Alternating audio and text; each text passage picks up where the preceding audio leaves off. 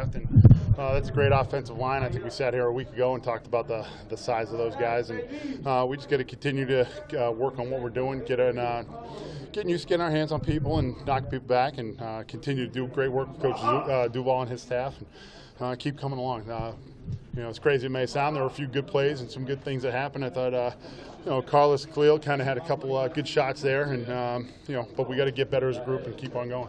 What are you learning about just different rotation combinations and how you're utilizing it? Yeah, I think that when you see the see the guys grow a little bit and start to understand the package, and kind of expand it with those guys and keep the numbers getting a little bit higher. I think the Twins are a good example of that. The more action they get, the kind of better feel they have for it, and you kind of get a little bit more out of it.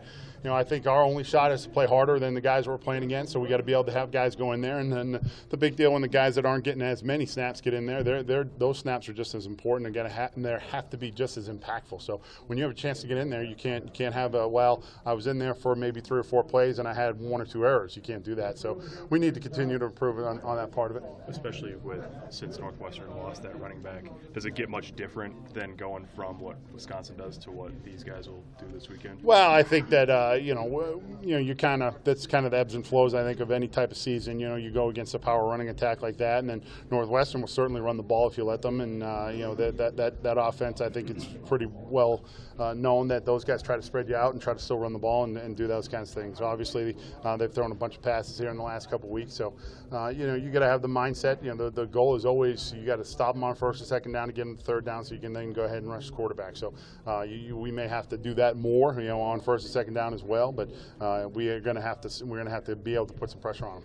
How do you feel like the lane integrity on the pass rush has been most of this season? Yeah, I think we had hiccups against Purdue. We had the 2 where the guy got out on us. Those I don't know if that was necessarily just like a pass rush type of error, or more of a I didn't run the right call, or I didn't run the right play, or whatever it was. So I think that the integrity of the rush lanes has been decent, with probably the exception of that game.